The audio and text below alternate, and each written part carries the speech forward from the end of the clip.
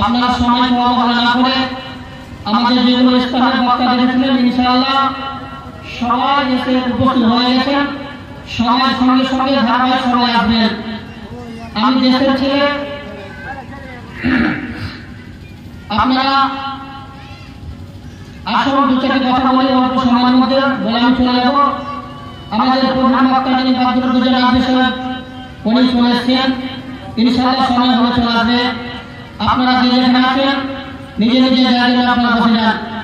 মা বোন আপনারা আসেন আর চুপচাপ এসে বসে যান জায়গা নিয়ে, কেউ গোলমাল করবেন না, কথা বলবেন না।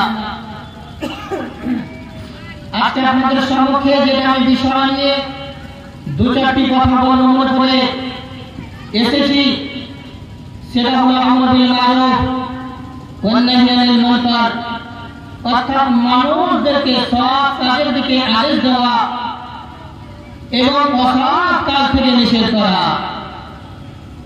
ভাই আমার, সারা পৃথিবীর মধ্যে যতগুলো নবী এবং রাসূলকে প্রেরণ করা হয়েছিল প্রত্যেকটা নবী এবং রাসূলদের এটাই ছিল দায়িত্ব, কর্তব্য, করণীয় আমর বিল মারুফ ওয়া নাহই আনিল মুনকার, মানুষদেরকে সৎ কাজের দিকে আদেশ দেওয়া।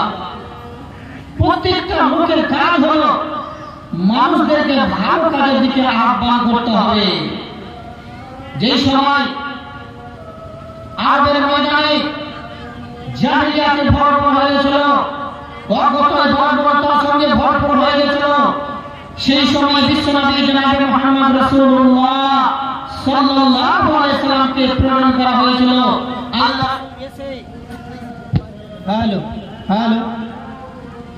আল্লাহ নবী এসে যেই কাজটা করেছিলেন সেই কাজটা হলো এই, মানুষদেরকে সৎ কাজের দিকে আদেশ দেওয়া এবং অসৎ কাজ থেকে নিষেধ করা।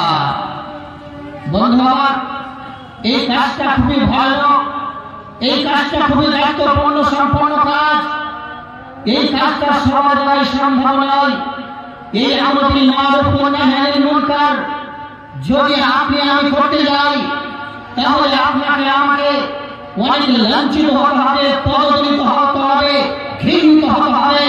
তারপরেও আমাকে আপনাকে আমর বিল মারুফ ওয়া নাহই আনিল মুনকার চালিয়ে যেতে হবে। যদি আপনি আমর বিল মারুফ ওয়া নাহই আনিল মুনকার কাজটা যদি চালিয়ে না যাই, আমি নিজে নামাজ পড়ছি, নামাজ পড়ে পড়ে আমার সিস্টার দিয়ে মাথা ফুটিয়ে রক্ত বের করে দিয়েছি, কিন্তু আপনার ছেলে নামাজ পড়ে না, আপনার মেয়ে নামাজ পড়ে না, আপনার স্ত্রী নামাজ পড়ে না, এর জন্য কাল কিয়ামতের কোঠে আমাকে আপনাকে জাহান্নামে যেতে হবে। এর কোনো সম্ভব অবকাশ নেই। আল্লাহ নবী জনাবে মুহাম্মদ রাসূলুল্লাহ সাল্লাল্লাহু আলাইহি সাল্লাম যেই দিন আমর বিল মারুফ ওয়া নাহই আনিল মুনকারের দাওয়াত দিয়েছিলেন তায়েফের ময়দানে, যেই সময় দাওয়াত দিয়েছিলেন, হে তায়েফবাসীর লোকেরা, হে আরবের লোকেরা, তোমরা একমাত্র শুধুমাত্র আল্লাহর ইবাদত করো, তোমরা অন্য কারো ইবাদত করো না। সেই সময় আমর বিল মারুফ ওয়া নাহই আনিল মুনকার করতে গিয়ে বিশ্বনবী জনাবে মুহাম্মদ রাসূলুল্লাহ সাল্লাল্লাহু আলাইহি ওয়াসাল্লামকে পাথর হয়েছিল। সেই তায়েফের ময়দানে আল্লাহর নবীকে এত পাথর মেরেছিল, এত পাথর মেরেছিল, বিশ্বনবী রক্তে রক্তিত হয়ে অজ্ঞান হয়ে বেহুশ হয়ে সেই তায়েফের ময়দানে বেহুশ হয়ে পড়ে গিয়েছিলেন। বন্ধু আমার, সেই কাজটা এইটাই কাজ, আমর বিল মারুফ ওয়া নাহই আনিল মুনকার, মানুষদেরকে সৎ কাজের দিকে আদেশ দেওয়া, অন্যায় থেকে নিষেধ করা। আমি দু চারটি হাদিস আপনাদের সম্মুখে তুলে ধরবো, তাহলে আমরা বুঝতে পারবো আমর বিল মারুফ ওয়া নাহই আনিল মুনকারের কতটুকু প্রয়োজন আছে, আজকে প্রয়োজনীয়তা আছে। আজকে বর্তমান সমাজে মুসলমান শুধু লাঞ্ছিত, মুসলমান শুধু ঘৃণিত, মুসলমান পদদলিত।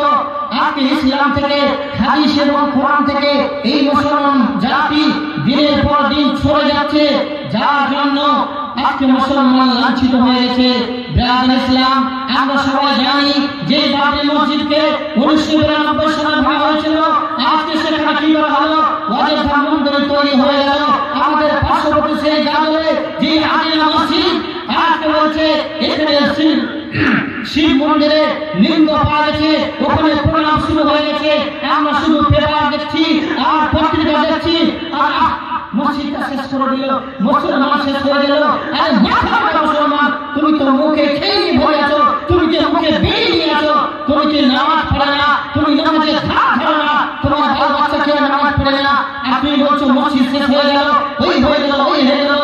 घर में आग लगी है, घर ही के चिराग से कोई বলছেন বাড়িতে আগুন লাগে, বাড়ির প্রদীপে বন্ধু আমার আল্লাহ নবী বিশ্বনেতা জনাব মুহাম্মদ রাসূলুল্লাহ সাল্লাল্লাহু আলাইহি সাল্লাম বলেছেন, যখন এই মুসলমানেরা হাদিস কোরআনকে ছেড়ে দেবে, বর্তমান যুগের সঙ্গে তাল মিলিয়ে চলবে, ডিস্কো ড্যান্স ভাবে চলবে, কিছু কিছু ইয়ং ছেলেরাকে দেখা যায় কুত্তা মাথা কাটিং প্যান্ট পরে, ছিনা প্যান্ট, যেইগুলো গুজরি কোম্পানিতে বিক্রি হয়, যেই প্যান্টগুলোকে নর্দমা ফেলে দেওয়া হয়, ওই প্যান্টগুলোকে আমরা মডেল বলে, আমরা সাফ বলে সেই প্যান্টগুলোকে আমরা কিনে আছি। আর কিছু ইয়ং ছেলেকে জানোয়ারের মতো দেখা যায়, ওয়ান সাইড চুলের কাটিং দেখা যায়, তার ছেলে বলছে জানো আজকে আমার ছেলে এরকম স্টাইল করে চুল কাটছে, সে চ্যালেঞ্জ করে ধারণ মারছে, আর ছেলের নাম সুনাম করছে। বন্ধু আমার এইগুলো হলো জাহেলিয়াতের কথা, এইগুলো হলো কথার কথা। যখন এইরকম হবে, মুসলমান যখন হাদিস কোরআনকে ছেড়ে দিলে, আল্লাহ নবী জনাব মুহাম্মদ রাসূলুল্লাহ সাল্লাল্লাহু আলাইহি সাল্লাম বলেছেন, আমি একটা জালেম কওম তৈরি করব, যেই জালেম কওম যে মুসলমানকে কচু কাটা করে কাটবে আর চলে যাবে, নিস্তেনাবুদ করে দেবে, সেই জালেম কওমটা হলো নমরুদ নয়, ফেরাউন নয়, সেই জালেম কওমটা হলো আজকে নরেন্দ্র মোদী আমাদের জন্য তৈরি আছে। বন্ধুগণ, আমাদের সতর্ক হতে হবে, আমরা বিল মারুফ ওয়ান নাহি আনিল মুনকার কাজ করতে হবে, নয় ফাতারাব্বাসু হাত্তা ইয়াতি আল্লাহ আমরিহি। যদি আমরা এই অন্যায় কাজকে প্রতিরোধ না করি, তাহলে আমাদের অপেক্ষা করতে হবে, আমাদেরকে তৈরি থাকতে হবে সেই জালেম শাসকের জন্য। বন্ধু আমার সময় সংকীর্ণ, আমার আয়াতের দিকে একটু এগিয়ে যাই, তাহলে আমরা বুঝতে পারবো। ভাই আপনাদের অনেক জায়গা আছে, সামনে আসুন না, আরে সামনে জায়গাতে আসুন, পিছনে কেন বসছেন? সামনে আসুন, দুটো কথা বুঝতে পারবেন। হয়তো আমাদের তো গ্রামের ছেলে, আপনাদের কি বলছে, কিন্তু যে কথাগুলো বলবো একটু নোট করে রাখবেন, নিশ্চয় যদি মূল্যায়ন করেন অবশ্যই আপনার কাজে আসবে। আল্লাহ রাব্বুল আলামিন সূরা আল-ইমরান 104 নম্বর আয়াতে ঘোষণা করেছেন,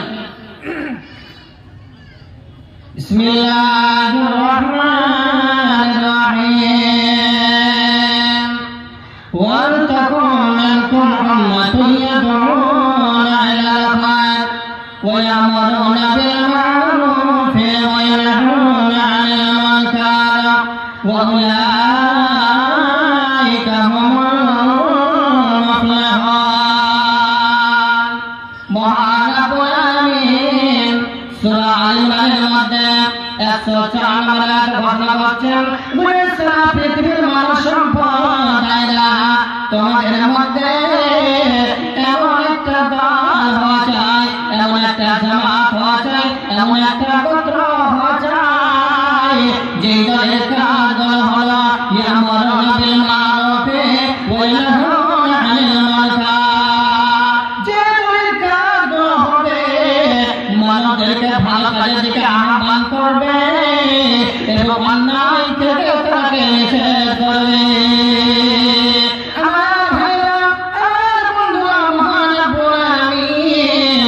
এখানে একটা দলের কথা বলছেন, আমরা তো একটা দল করে, কেউ তো সিপিএম দল করে, কেউ তো আমরা বিজেপি করে, কেউ তো তৃণমূল করে, কেউ তো নির্দল করে। বলছেন ওরা আল্লাহর বান্দারা, এই সিপিএম চলবে না, আজকে চলবে না, তৃণমূল চলবে না, তোমার নির্দল করা চলবে না, যে পার্টি বুঝে আমরা চলছি, মহান রব্বুল আলামিন বলছেন এই তোমার পার্টি করা চলবে না। আজকে আমরা যে পার্টি করে আমাদের কোন নেতারা, আমাদের কোন মেম্বাররা কোনদিন বলে নাই যে আমার দলের লোকেরা, আমার টিএমসির লোকেরা, আমার কংগ্রেস দলের লোকেরা তোমরা যদি নামাজ না পড়ে, পিতা মাতার খিদমত না করে, তোমরা হালাল রুজি যদি না খাবে, আমার দলে তোমাকে রাখা চলবে না। ভাই আমার, আজকে আমাদের যেগুলো দল আমরা করি, আমাদের দলের নেতারা এই কাজগুলো বলে, আরে হ্যাঁ কি বলেন না, বলে না, অবশ্যই বলে না। তাদের কাজ হয়, আমাদের দলের লোকের কাজগুলো হয়, কোথায় স্কিম ঝাড়াতে হবে, তার টাকা মারতে হবে, তার হাজিরা মারতে হবে, এই করতে হবে, ওই করতে হবে, শুধু নেতাগুলোকে আগ্রহ হলো কি করে ভূমিকা বড় করা যায়, কোথায় টাকা মারা যায়, কিভাবে বন্ধ করা যায়, এটা হলো কাজ। কিন্তু আমার ভাইরা আমার বন্ধুরা মহারাব্বুল আলামিন বলছে না না না, সেই গান করা তোমার চলবে না। ওই গান করতে হবে যেই দলের কাজগুলো হলো মানুষদেরকে ভালো কাজের দিকে ডাক দেবে এবং অন্যায় কাজ থেকে নিষেধ করবে। কোন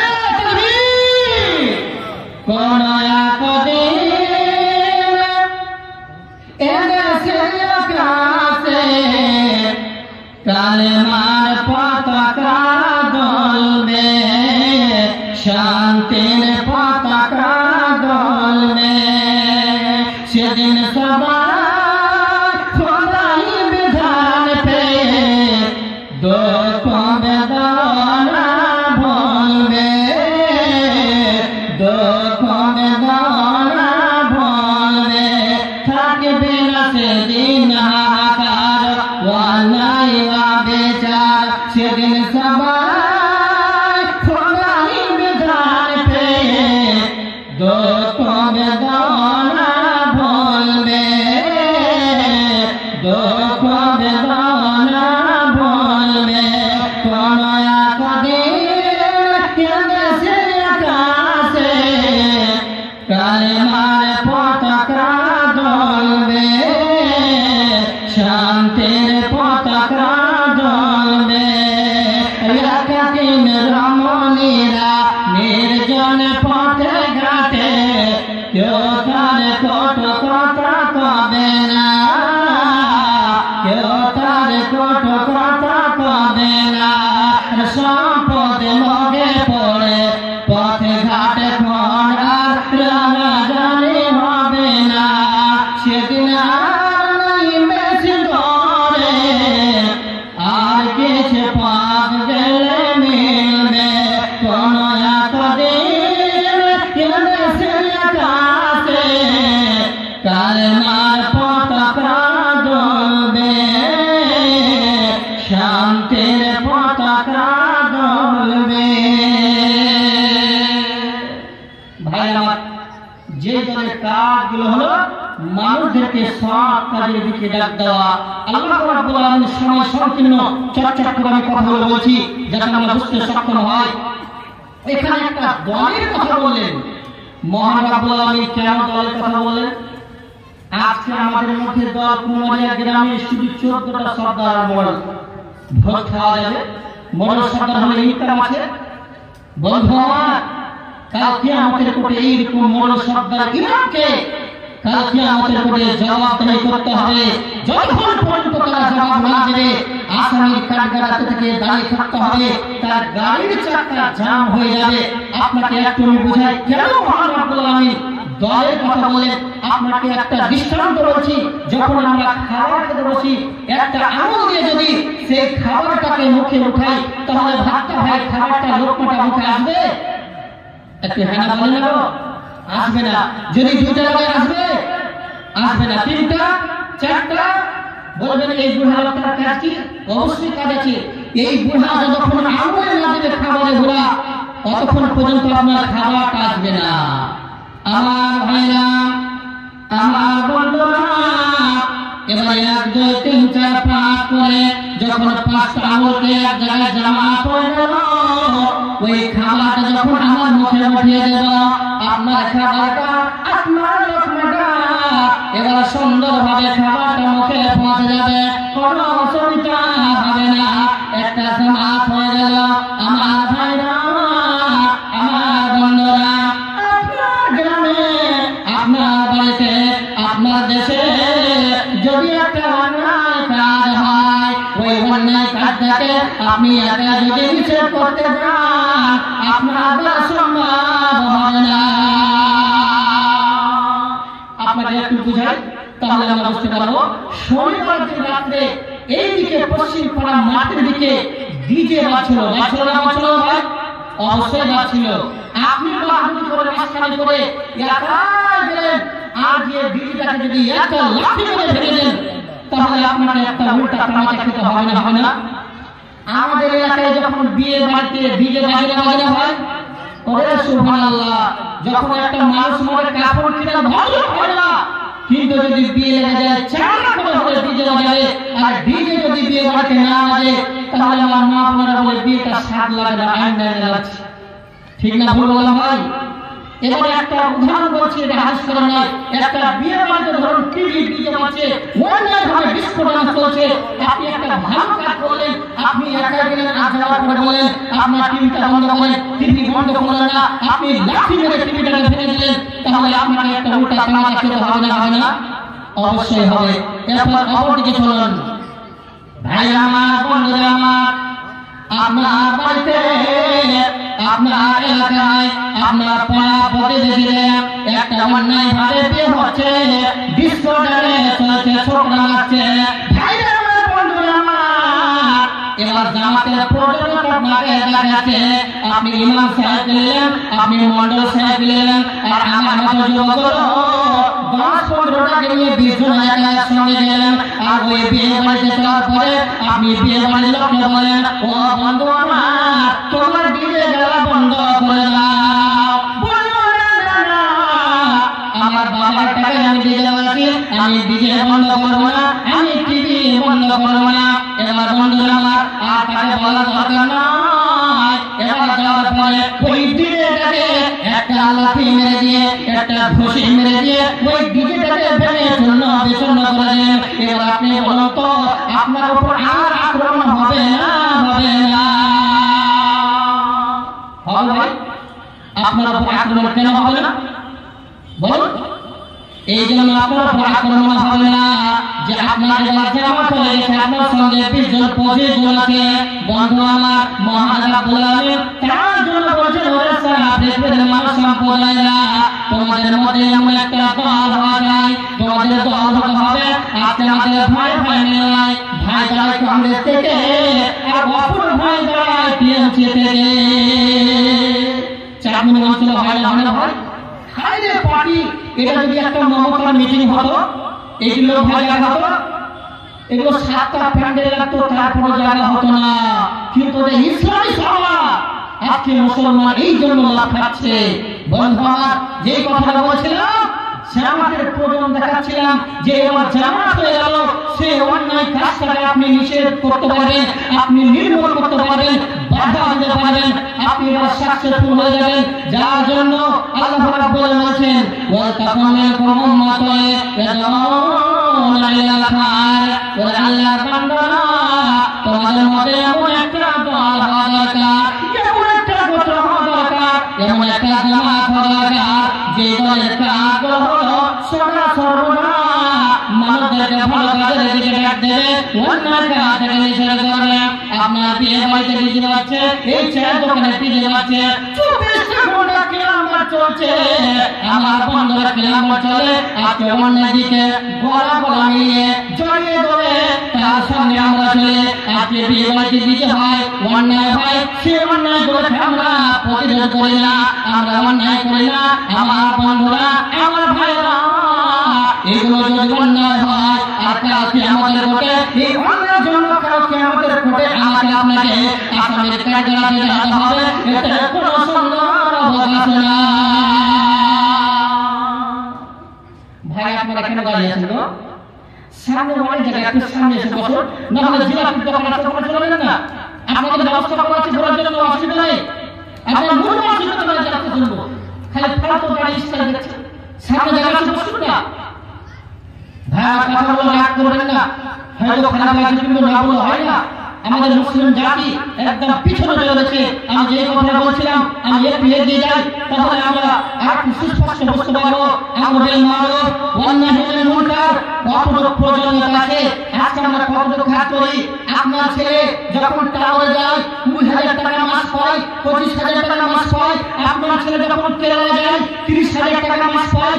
আপনাদের প্রতি মাসে 20,000 টাকা দেয়। আপনার তিনটা ছেলে আছে, 60,000 টাকা আপনার মাসে মাসে অ্যাকাউন্টে ঢোকে। আর প্রচুর প্রচুর করে চায়ের দোকানে পান খান, আর সিগারেট মারা খান, আর টাকা খালি সুদ দিয়ে টাকা গুনেন। ঠিক না ভুল বললাম ভাই? ভালো করে কথা বলে বোঝার চেষ্টা করুন।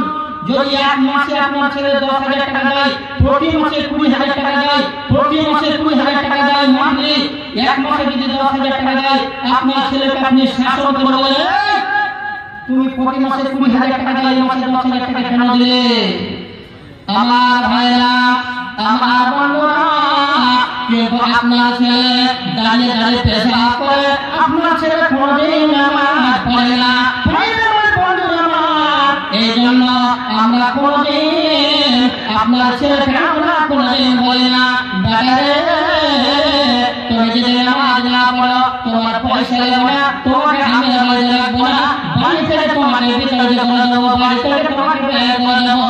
আল্লাহ নবী জনাবে মুহাম্মদ রাসূলুল্লাহ সাল্লাল্লাহু আলাইহি ওয়াসাল্লাম বলেছেন, মুহাম্মাদুর রাসূলুল্লাহ ও আল্লাহর বান্দা, যখন তোমাদের পুত্র সন্তান হলো 7 বছর হয়ে যাবে, তখন নামাজ পড়াটাকে তুমি ট্রেনিং দাও, নামাজ পড়া আদেশ করো, নামাজ পড়া হুকুম করো।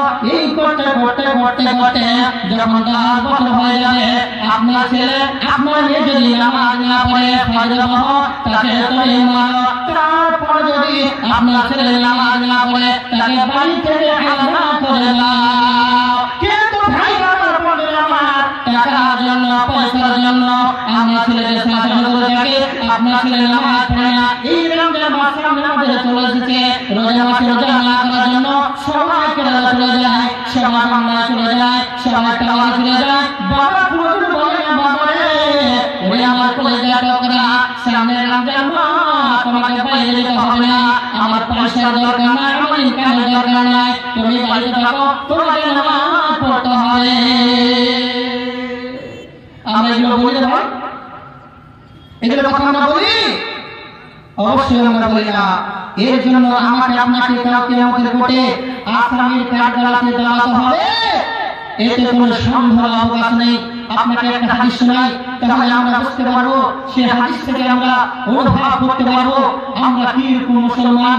আমরা সিংহের বাচ্চা, কিন্তু ভেড়ার দলে ঢুকে গিয়ে আমরা লাঞ্ছিত, যেখানে যাচ্ছি হাত ঠান্ডা লাঠি ছাড়া আর আমাদের কোনো গতি নাই, লাঠি আর লাঠি, লাঠি আর লাঠি।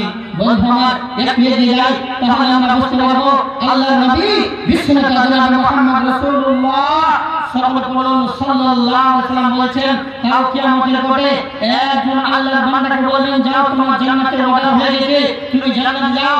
এমন সময় জান্নাতে যাবে, তার পড়শি দৌড়াতে দৌড়াতে গিয়ে তার পড়শির হাতখানাকে এইভাবে ধরে আর হিচড়াতে হিচড়াতে টানতে টানতে এসে আল্লাহ কাছে বলবে, ইয়া রাব্বি হাযা কানে রাব্বুল আলামিন, তোমার এই আব্দুর রহমান বান্দা, আব্দুল সত্তার বান্দা কলিজা ঠান্ডা করে না, তোমার এই ওমর বান্দা আমার আমানতের খেয়ানত করেছে, মেহেরবানি করে দয়া মাগো আজকে তার বিচারটা করে দে।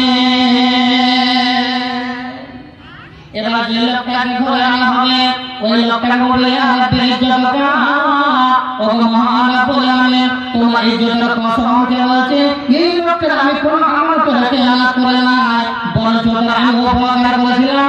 এই লোকটা যখন কেরালা চলে গেছিল, এই লোকটা যখন বাংলা চলে গেছিল, আমি তখন বেহাসির বাজার থেকে, সিএডিসি বাজার থেকে আমি তার সবজির বাজার করে দিয়েছিলাম, আমি তার অনেক খুচরো বাজার এনে দিয়েছিলাম। এবার যে লোকটা ঘরে আনবে, সেই লোকটা বলবেন ফাসাদাকা, আল্লাহ এই কথাটা ছোট কথা বলছে, মহান রব্বুল আলামিন তোমাকে বলবেন, বান্দারে তাহলে তুমি বলো তোমার এমন কি অন্যায় করেছে, এমন কি তোমার খেয়ানত করেছে, যার জন্য আজকে আমাদের ঘরে তুমি বিচার প্রার্থী হয়ে গেছো। আমার ভাইরা, আমার বন্ধুরা, আমার মায়েরা বোনেরা আমার, এবার যে লোকটা ঘরে আনবে, ওই লোকটা বলবে, ইয়া রাব্বি ইজ্জতুকা, ও মাওলা ওয়ালাকিন রানিয়াল মাসিয়াতিন ওয়ালাম ইয়ানহানি আনহা, রব্বুল আলামিন আমাগো, আমি অন্যায় কাজ করতাম, আমি মদ পান করতাম, আমি জুয়া খেলতাম, আমি অন্যায় কাজ করতাম, আমি নেশা পান করতাম। মহান রব্বুল আলামিন এই লোকটা একটা আমাকে যদি ইচ্ছা করে বলতো, একটা তামাশা লাগিয়ে বলতো, এইটা অন্যায় কাজ, এটা কাজ করা তোমার চলবে না, তোমার তাস খেলা চলবে না, তোমার জুয়া খেলা চলবে না। মহান রব্বুল আলামিন এই লোকটা একটা তামাশা যদি আমাকে বলতো, একটা খেলা দিয়ে আমাকে বলতো, তাহলে আজকে আমি জাহান্নামে যেতাম না, দয়া করে মেহেরবানি করে আজকে তার বিচারটা করে দে। বন্ধু আমার, গাড়ির চাকাটা আপনার আমার জ্যাম হয়ে যাবে। আপনার ভাই নামাজ পড়ে আর আপনার একটা ভাই নামাজ পড়ে না, আপনি কোনদিন নামাজের জন্য বলেন ধুর সে নামাজ পড়ে না, তো আমার কি আছে বলি না বলি ভাই? জি না, আপনাকে অবশ্যই বাধা দিতে হবে, আপনাকে নিষেধ করতে হবে। আমি আপনি যদি বাধা না দিই তাহলে আপনাকে কালকে আমাদের কোর্টে আসামির কাঠগড়ায় দাঁড়াতে হবে, জবাবদিহি দিতে হবে। এতে কোনো সন্দেহের অবকাশ নাই। একটা বুখারী শরীফের হাদিস শোনায় তাহলে আমরা বুঝতে পারবো চটচট করে হাতকে অন্যায় ধর্মে লাগিয়ে বলেছি, গাড়ি পেতে রাখছে, সর্বাঙ্গে ব্যথা, মেডিসিন লাগাবো কোথা, সারা শরীরে আমি এক এক করে ঝুলি তুলে ধরি, তাহলে অন্যায় আর অন্যায়, অন্যায় আর অন্যায়, তাহলে আমরা বুঝতে পারবো। আর একটা বুখারী শরীফের হাদিস, যখন হাজিরা হজ করতে যায় তাদের স্টিমার বইতলা আজকে প্লেনে চলে যাচ্ছে 5 ঘন্টায় সৌদি আরব, কিন্তু সেই সময় যাওয়ার ব্যবস্থা ছিল না। স্টিমার যেত সবাই এত ধরুন 2 তলা ব্যবস্থা আছে, একতলা উপরে আর একতলা নিচেতে। মাপুর আপনাদের আওয়াজ পাওয়া যাচ্ছে, মেহেরবানি করে একটু কথাগুলো বন্ধ করে দুচারটি কথাগুলো বোঝার চেষ্টা করুন। আপনাকে আমি কি বোঝাতে চাইছি? অন্যায় থেকে নিষেধ করতে চাইছি, বাধা দিতে চাইছি। যদি আমি আপনি বাধা না দিই তাহলে আপনাকে গ্রাস করবে। অন্যায় থেকে যদি নিষেধ না করেন আপনাকে আমাকে তার ক্ষেত্রে দিতে হবে, এতে কোনো সন্দেহের অবকাশ নাই। যেই কথাটা বলছিলাম, 2 তলা উপরে আর 1 তলা নিচে, উপর তলায় পানির ব্যবস্থা আছে আর নিচে তলায় পানির ব্যবস্থা নাই। কথাটা ভালো করে বোঝার চেষ্টা করবেন। এরা নিচে তলার যাত্রীরা যখন উপর তলায় পানিতে যাচ্ছে তখন তারা একটু ডিস্টার্ব মনে করছে, অসুবিধা মনে করছে।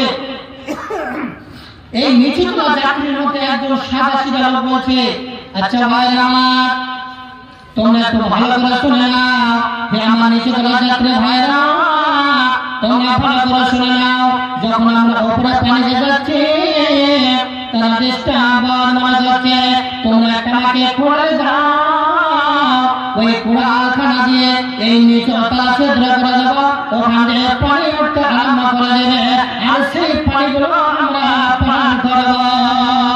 ভাইরা আমার, বন্ধুরা আমার, এ ভাইরা আমার, বোনেরা আমার, একবার বুকে হাত দিয়ে বলো, সেই লোকটা অন্যায় করছে, অন্যায় করো, সে ছিদ্র করবে আমার দেখা গিয়েছে। যদি ভাইরা আমার ওই লোকটাকে বাধা আপনি না দেন, আর যদি সেই লোকটাকে ছিদ্র করা হয়, সেই স্টিমারটাকে ছিদ্র করা হয়, ওই লোকটা একাই মারা যাবে না, ওই জাহাজের মধ্যে যতগুলো পাইলট আছে, যতগুলো খালাসি আছে, যতগুলো যাত্রী আছে, সবাই মারা যাবে। ভাই হ্যাঁ করবেন, সে লোকটা তো একাই অন্যায় করছে, তাহলে সে লোকটা একাই মারা যাবে, সবাই মারা যাবে? আপনারা বুঝতে পারবেন না, সবাই মারা যাবে।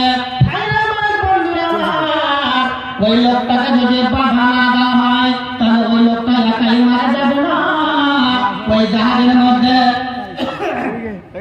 অপরতলা যতগুলো যাত্রী আছে, নিচের তলা যতগুলো যাত্রী আছে, সবাই মারা যাবে।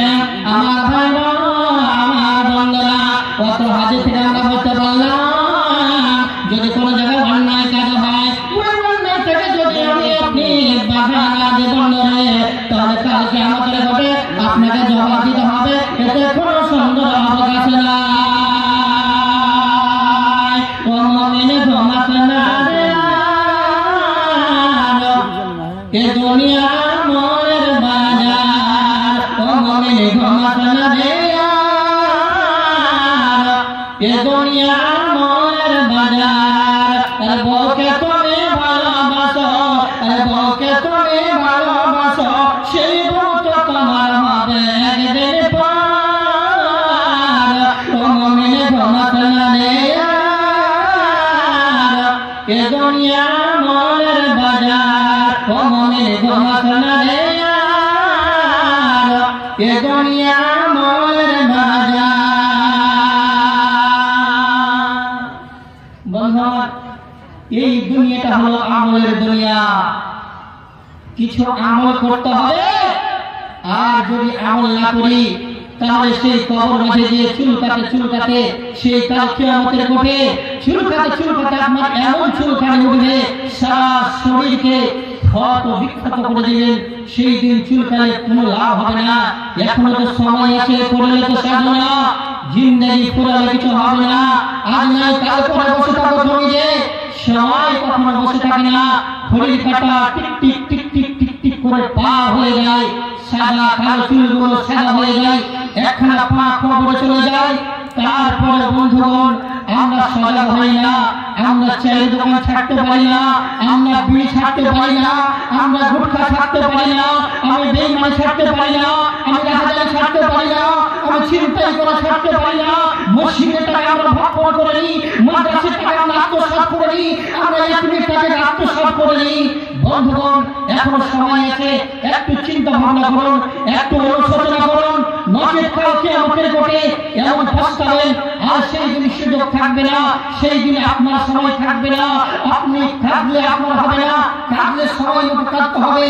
এটা হলো আমলের দুনিয়া, আমল করে নিতে হবে। আমাদের সামনে রমজান মাস, মাঝে পবিত্র রমজান মাস, সেই রমজান মাসকে সামনে রেখে আজ থেকে এই মুহূর্তে আমাদের সজাগ হতে হবে, আমাদের প্রস্তুতি নিতে হবে।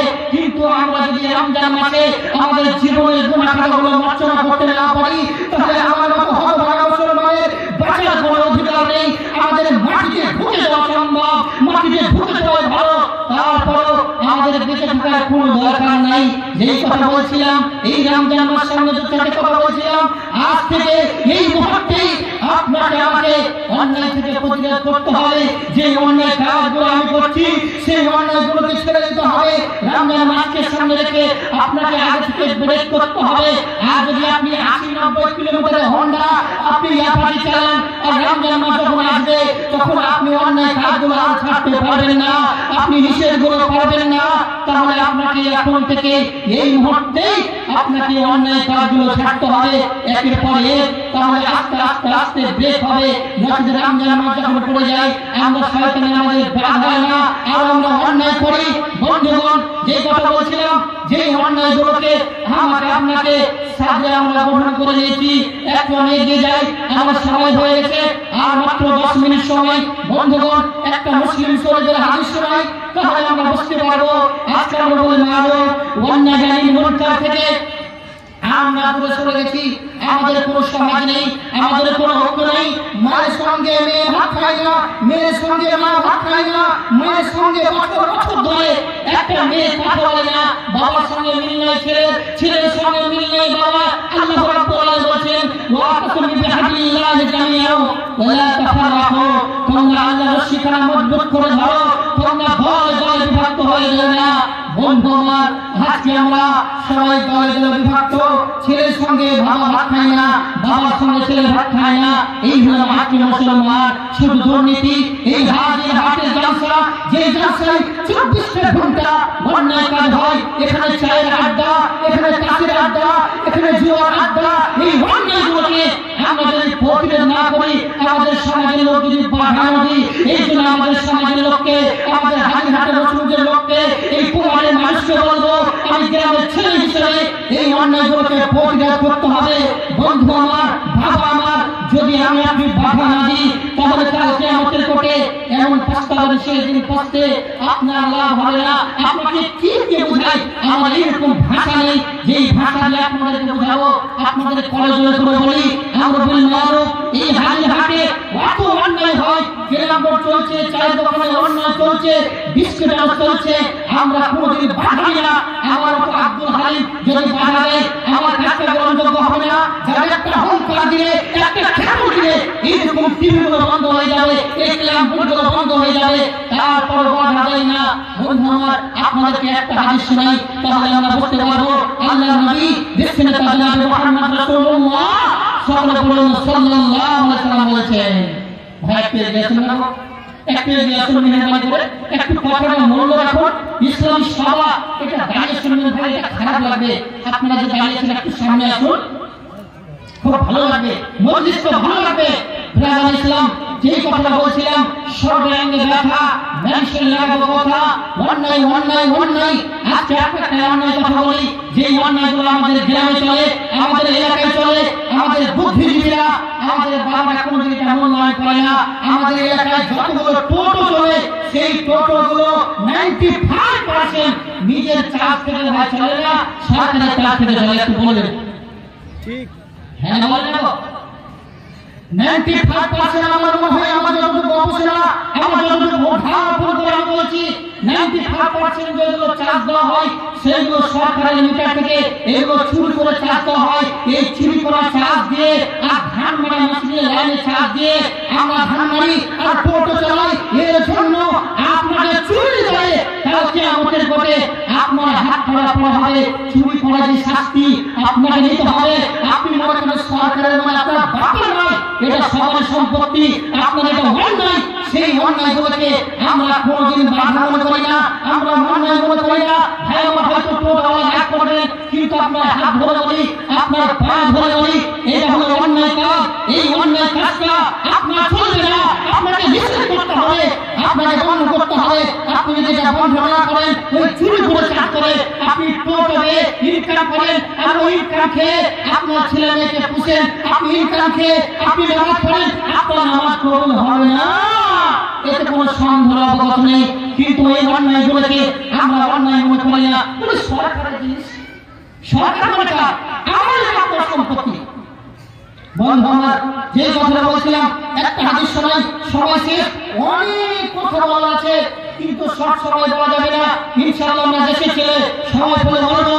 যে কথা বলছিলাম, আল্লাহর নবী বিশ্বনবী জনাবে মুহাম্মদ রাসূলুল্লাহ সাল্লাল্লাহু আলাইহি ওয়াসাল্লাম বলেছেন, মান রাআ মিনকুম মুনকারান ফালইয়ুগাইয়িরহু বিয়াদিহি। আল্লাহর নবী বিশ্বনবী জনাবে মুহাম্মদ রাসূলুল্লাহ সাল্লাল্লাহু আলাইহি ওয়াসাল্লাম বলেছেন, ও আল্লাহর বান্দারা, তোমাদের সম্মুখে যদি কোনো অন্যায় কাজ হয় আর সেটা যদি তোমরা দেখতে পাও আর তোমাদের সম্ভব হয়, এটা হলো অন্যায় কাজ, এই কাজ তোমার ইসলামে অ্যাকসেপ্ট করে না।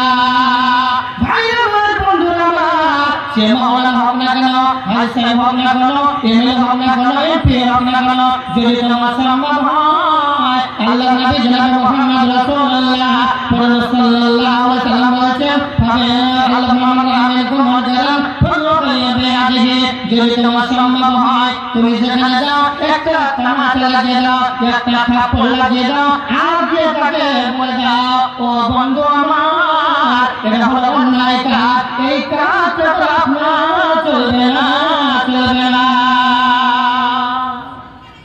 বন্ধু আমার, ইসলাম এমন একটা বিধান, এমন একটা ইসলাম ধর্ম কারো প্রয়োজন করে নাই। মহারাজ বলেছেন, যদি তোমার ফাইলাম সাথে এটা তোমার সম্ভব না হয়, এটা অন্যায় কাজটা একটা তামাশা লাগাতে গিয়ে অপরত দুটো তামাশা দিতে হয়। এটা হলো মেম্বার সাহেব, এটা গ্রামের মেম্বার সাহেব, এটা সভাপতি সাহেব, এটা তো মসজিদের ইমাম সাহেব, এটা মাদ্রাসা সাহেব। বন্ধু আমার, ফাইলাম সাথে একটা তামাশা লাগাতে গিয়ে যদি দুটো তামাশা দিতে হয়, ফাইলাম সাথে ফাইলাম দিয়ে।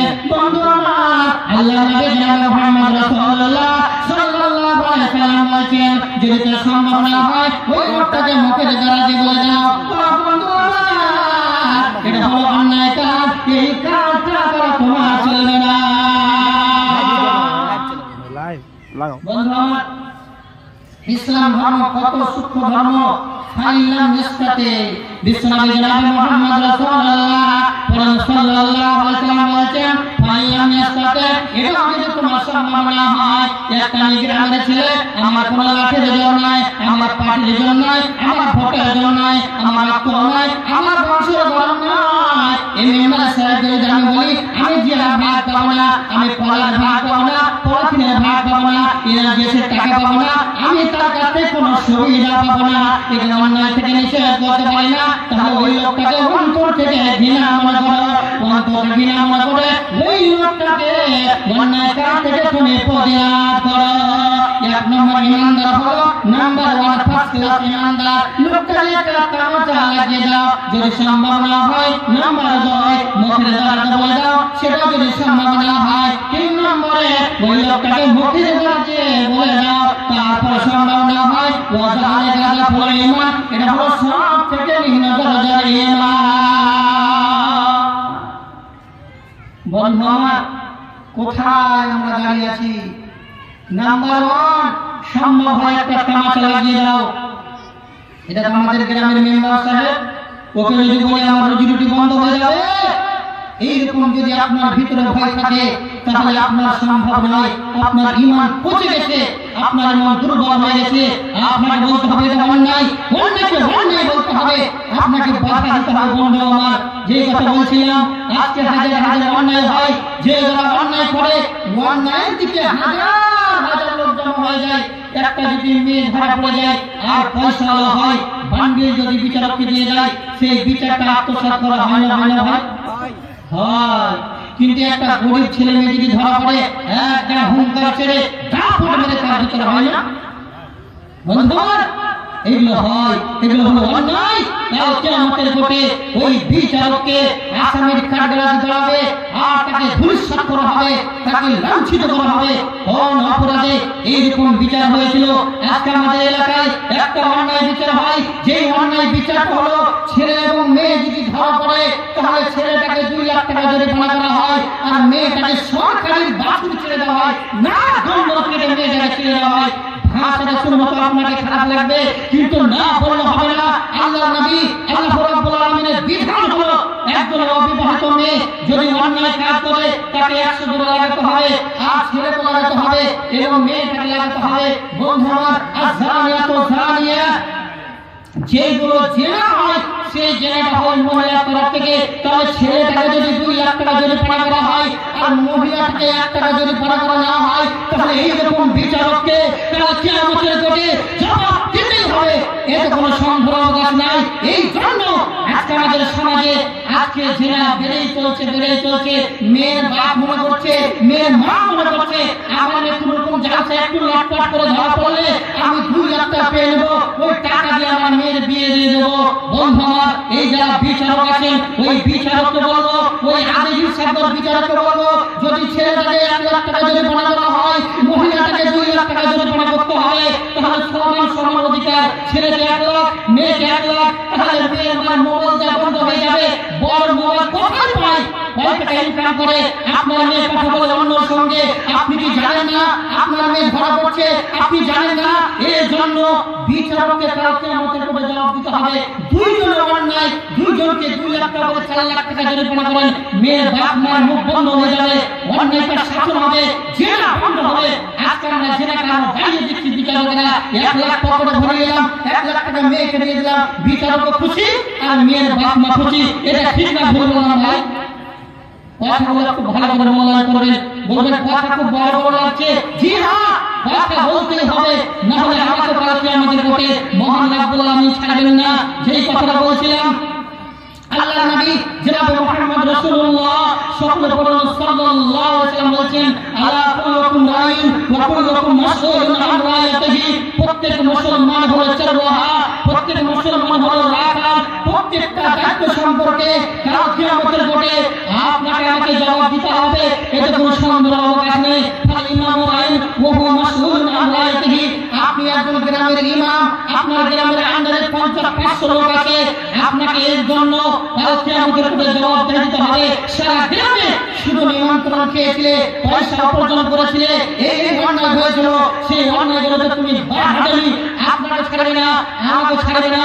শুধু তাই নয়, আপনার 4টা মেয়ে, আপনার 1টা ছেলে, আপনার মেয়ে নামাজ পড়ে না, বিহারের মতো মাথায় মুন্ডা নেই, একদম ডিস্কো ডান্স হয়ে, একখানে উদার হয়ে আপনার মেয়ে স্কুলে যায়, কলেজে যায়, কাল কিয়ামতের কোটে আপনাকে ছাড়বে না। মা, তোমার 15 বছর বয়স হয়ে গেছে, তোমার 12 বছর বয়স হয়ে গেছে, তুমি সাবালক হয়ে গেছো, তোমাকে হিজাব পরিধান করতে হবে, তোমাকে নামাজ পড়তে হবে। এর জন্য আপনাকে ছাড়তে হবে না, আপনাকে মহান রাব্বুল আলামিন ছাড়বে না। বন্ধু আমার, যেই কথাটা বলছিলাম, প্রত্যেকটা মানুষ হলো দায়িত্বশীল। আপনি অভিভাবক, আপনি গার্জিয়ান, আপনাকে জবাব দিতে হবে। আপনার ছেলে নামাজ পড়ে না, দাঁড়িয়ে দাঁড়িয়ে পেশাব করে, জানোয়ারের মতো পেশাব করে। আমার অনেক যুবক ভাই আছে যারা জিন্সের প্যান্ট পরে, জিন্সের প্যান্ট পরে বসতে পারে না, কুত্তার চেয়ে নিকৃষ্ট, কুত্তার চেয়ে নিকৃষ্ট।